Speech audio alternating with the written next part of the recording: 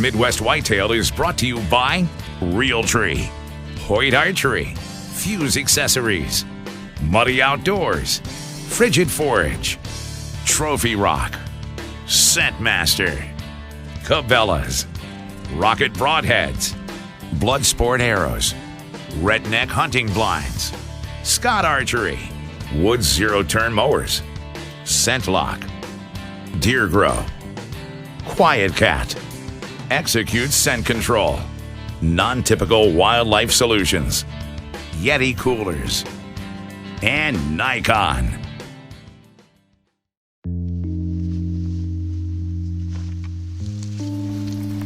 Welcome to Midwest Whitetail. It's 4th of October today, and this will be my first time to get out hunting for the 2014 season. The cold front came through a couple days ago. Yesterday was really cold and windy, and then today is cooler, but not as windy. Good conditions. I mean, I think that we should see some deer activity this evening.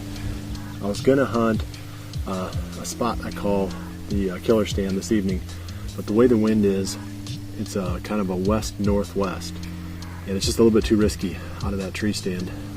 My scent would cut across one of the trails that the deer might potentially use to get out into that area. So it's just one of those things. I like to spend as much time in the tree stands as I can because I know that the footage is always a little bit better from the tree than it is from a blind because you don't have the obstruction of the blind to work around.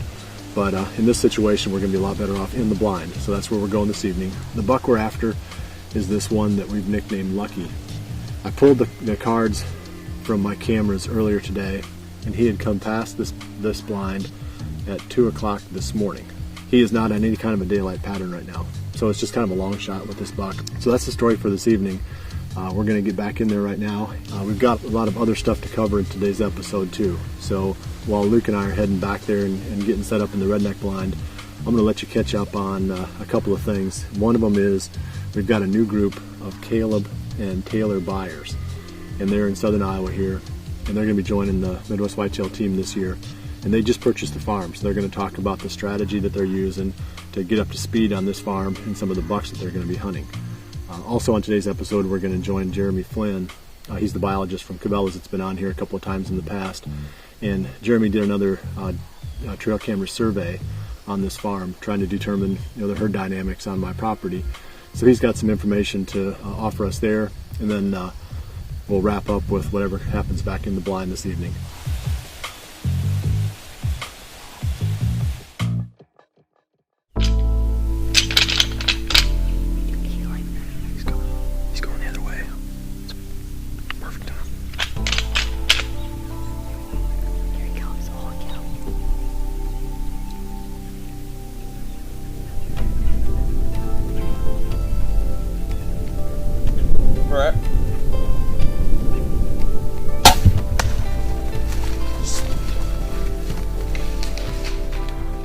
Oh my god, this is a fairy tale season. That is a giant. I'm Caleb Byers, and I was introduced to hunting by my dad when I was just a kid. Ever since he introduced me to the sport, I've just fell in love with it. Growing up in southern Iowa, hunting just became a way of life. I've been privileged enough to hunt some good pieces of land and take some very good bucks. That is a deer that I came in here to kill.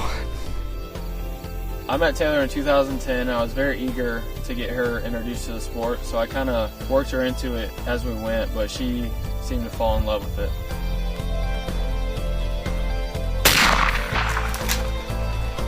I just shot at Pitchfork, our #1 target deer. So I've been hunting for 3 years now, and last year was the first year that I got a muzzleloader buck and my first buck with my bow. So it's really become a passion of mine too.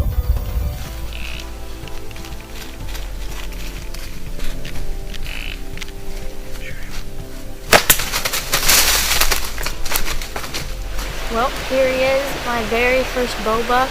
I'm so excited. From the very beginning of our relationship, we decided that owning land was a big dream of ours, and we were fortunate enough to make our dreams come true this year, purchasing 120 acres. So coming off of an absolute dream season last year, we have pretty high expectations this year. So we're just really excited to hunt our own farm this year, a new farm, new bucks, new adventures, and we just can't wait to share it with everyone. Today we're going to take you around and check a few trail cameras and show you the food plots we have going on and really explain to you how we're going to hunt these deer. Before we get started here, I want to take a minute or two to give you a quick overview of the farm. When looking to purchase a farm, we basically look for that perfect mixture farm that was going to hunt way bigger than your average small farm. It's basically 80 acres of timber and brushy draws, and the rest is made up of crops and food plots, so it has a perfect mixture of everything you want to hold big whitetails. The first thing we did after purchasing the farm was establish 3 mineral sites to kind of get an idea what we had on the farm. And much to our surprise, we ended up having 6 shooters. Scar is a buck that I'm most excited about hunting just because of his age, and he has these big scars on him that just make him seem like an old warrior that's been on the farm forever. He also has this big drop tine, and that's always been a personal goal of mine to shoot a buck with a drop tine, so he may not be the highest scoring deer, but he's definitely going to be my #1 target. One of the biggest challenges of our farm is the wind direction. East wind is actually the perfect wind for our farm, and that kind of puts a wrench in everything because you don't get very many east winds throughout the fall. But to compensate for that, we can use the railroad to access the back part of our farm to utilize the west winds that are most common in the fall. But one of the advantages of the farm is through scouting we found out that we can put a lot of staging area plots in that will catch these deer moving through before they head up to the big ag fields. So we're really excited about owning this property. It has a perfect mixture of habitat. It has staging area food plots, hedge thickets, fence gaps. So there's a lot of opportunities on this farm, and we're really excited about hunting it.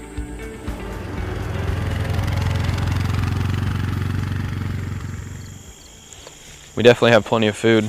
The clover's coming up really good. You can see the deer are hitting it like crazy, browsing. Some of the nurse crop, the turnips and radishes in it, they're just pounding them too. So Coming in really good. I feel like this should have plenty of drawing power to get a big buck on the ground.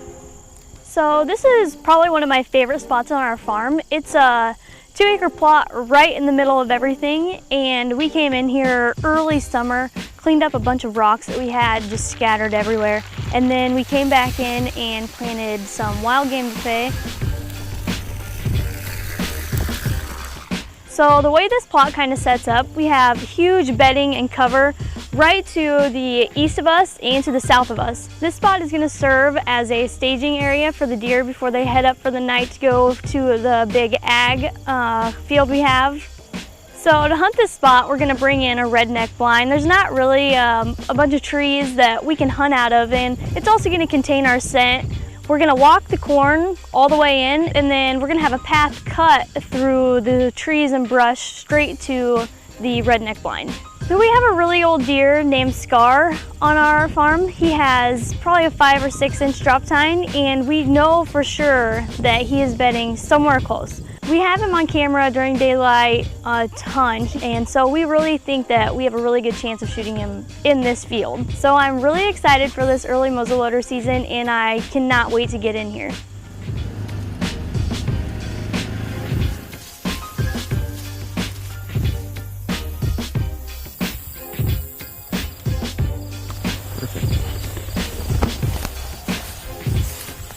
A lot of fresh scrapes and rubs. Getting closer to that time of year. One thing I really like about the property is it's full of hedge, and I've had really good luck on other farms with the hedge style bedding. Hunting the rut, I've had multiple bucks come through checking for does through in the hedge bedding, which is set up really nicely because I can normally rattle them in. You can't normally get a tree stand in there, but if you can get somewhere close to it, normally you can entice them to come in with some rattling or some grunting or something like that. So I'm very excited about the mixture of timber and hedge bedding as well. We have the perfect mix on the farm, I think.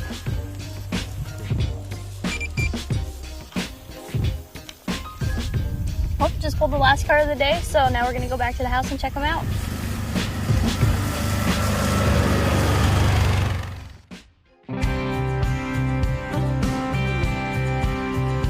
You know what I like? They all came from that way, so north wind works perfect. just like we thought it That's was. true. Just go over. Wow. That's early.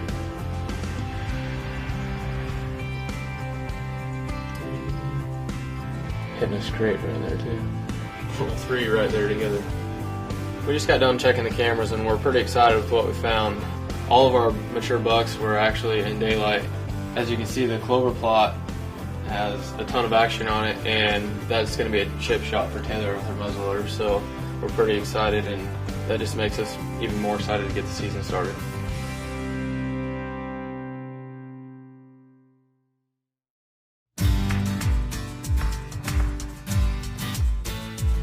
Well, we finally finished the analysis for the trail camera survey, and we had about 5,000 pictures on this survey, 7 different sites over the property, and we've got some pretty interesting results.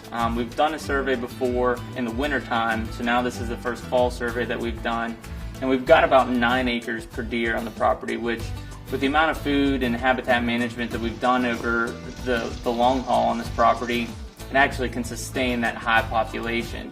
So if we look at our buck to doe ratio, and what we're really looking at is the adult buck to doe ratio, we're actually about 1 to 1 right now, and that's going to favor really well as we move in towards the rut.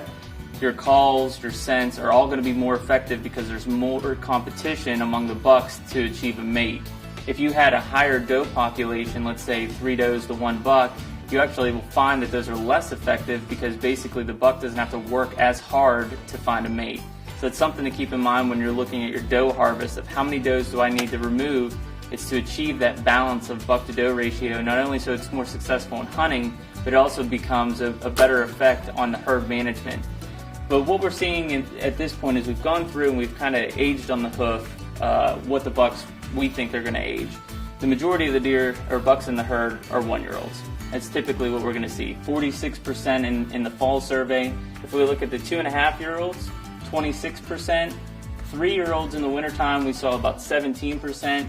This year, about 11%. At least on the farm here, we're looking at that 4 and older age class, and we see 6 and 11% respectively this fall. So about 17% of the bucks being 4 or older on the property. So we actually went through and scored all these deer on the hoof too. Now obviously this is just an estimate, basically eyeballing all the different characteristics that we need and doing a rough calculation just to get an idea among the different age classes where we stand with gross antler score. And obviously our 1-year-olds and 2-year-olds, we start to see a sharp increase in the antler score. And then as we get to 3, 4, and 5, we kind of see a balance there. And we've got some tremendous 3-year-olds this year. I mean, a couple bucks that are probably going to push the 150 mark as a 3-year-old. And we've got some deer that are in the 4.5 and 5.5 class that aren't as good, you know, that have kind of slipped through the cracks and now are at a point where they become a management buck essentially. And they'll start to pull that number down and balance it out. And one deer that we don't have in this, we didn't get during the survey, was Big Junior, who obviously is 5 or older, and that would bring that number up a little bit. What I thought was really interesting is the fact that on average, a deer at maturity is going to have 8 points. That's what they're genetically programmed to have. But in certain situations, as you manage the herd and you start managing out bucks of 7, 8 points that are just getting to maturity and keeping some of those young bucks with more points around, you could start to see a different trend form. And we actually are seeing from 2.5 to 5.5, anywhere between 8.5 to 9.5 points per buck. So obviously more points that we have, the higher the score is likely going to be. So that's an interesting trend that we'll have to keep watching, because if we start to average 9 or more points on all the bucks, we should start to see higher scores over the next few years, especially as those 3-year-olds, which seem to be really excellent right now, move into the 4 or 5-year-old age classes over the next few years.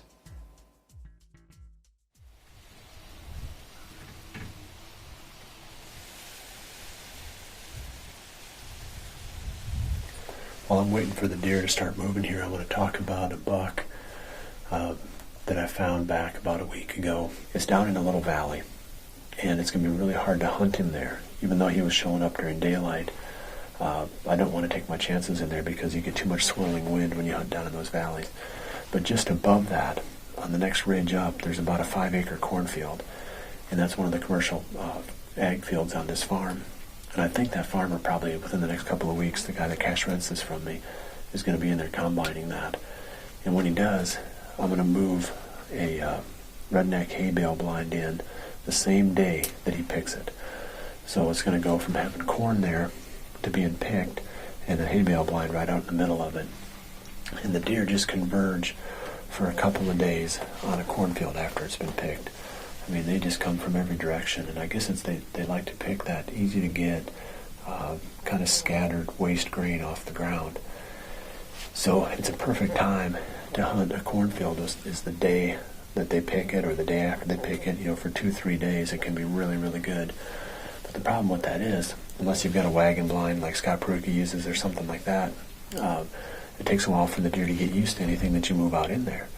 Well, the trick is to move it in there while the farmer's picking. That way the deer don't get used to the field without that out in it. They think it's part of the equipment or whatever. So I think that's going to be a killer strategy for hunting touchdown.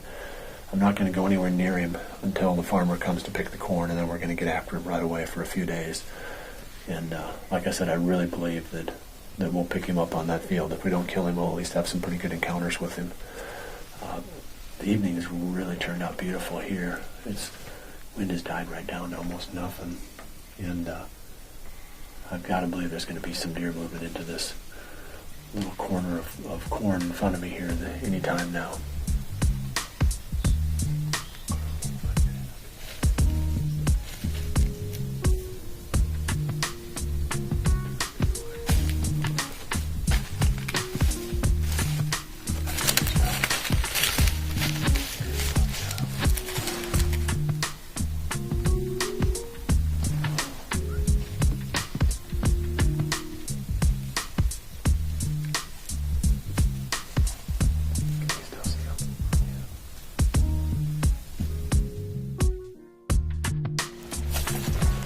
That ended up working out about like I expected.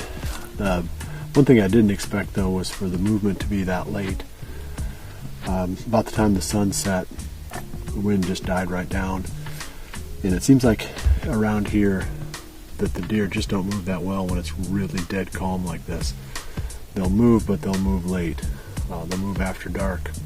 Might have something to do with the fact that they can hear so well. They just stand back and listen. I don't know, but whatever it is, seems like consistently we run into that here. When it's dead still, the deer just don't move well during the day. That buck that showed up,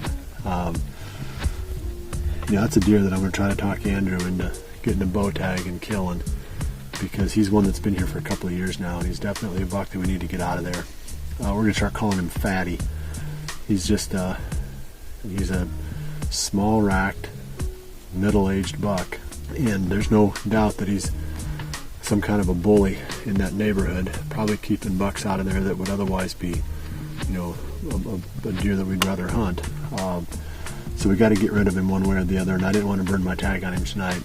So, like I said, I'll be back out again tomorrow evening, and we'll bring you that action, and then we'll hopefully find a way to get an eye on old Lucky or Big Junior.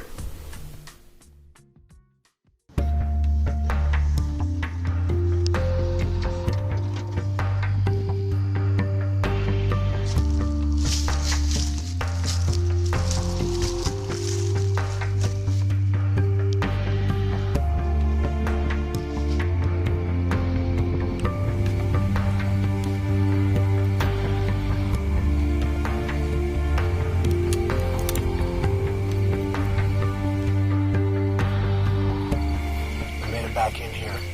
First step was to drive the truck back and drop off the decoy, and then go back out to the road with the truck, and then walk in from there. This food plot off to my left is a big and beastie patch, and this is where I've been getting most of the photos of the buck that we call Lucky. There's 3 trail cameras out there. Each one of them is set on the time lapse with the field scan mode. I've got a pretty good idea what's crossing this food plot and what's coming out. Unfortunately, during the last week, roughly a week or so, Lucky hasn't come out until about 8 o'clock. But, it should be a lot of fun. It's a really pretty spot. If you look off across this valley, you can see just a little bit of a cornfield. That's that 5-acre cornfield I was talking about last night with that buck that we nicknamed Touchdown. That's where I think he's going to show up when that corn gets picked. I'm going to say low odds that we'll see Lucky, but we should have I'd say high odds of just having a nice, enjoyable evening in the tree.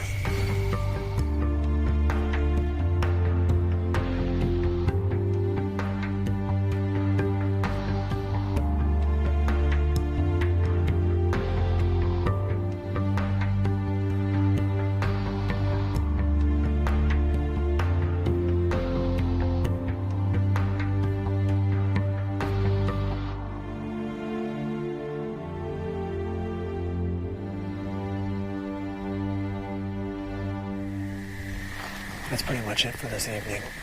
No lucky in the food plot, one small buck and a few other deer kind of scattered around on the hills that we could see from here. I'm not going to do a whole bunch of hunting this week. There's not a good reason to.